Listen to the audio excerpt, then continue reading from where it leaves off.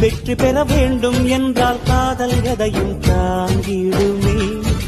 முட்டும் கதவுகளை கட்டும் சறுக்கு விழும் பாதை எல்லாம் வெற்றி படியாய் மாற்றிடுமே.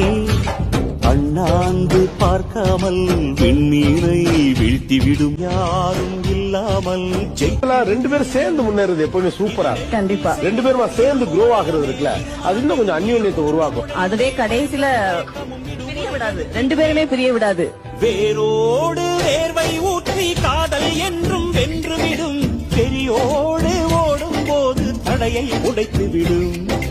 கடல் நீரை தேக்கும் போது உப்பாய்த்தானே மாறிவிடும். கண்ணீரை தேக்கும் காதல் முத்தாய் மாற்றிவிடும்.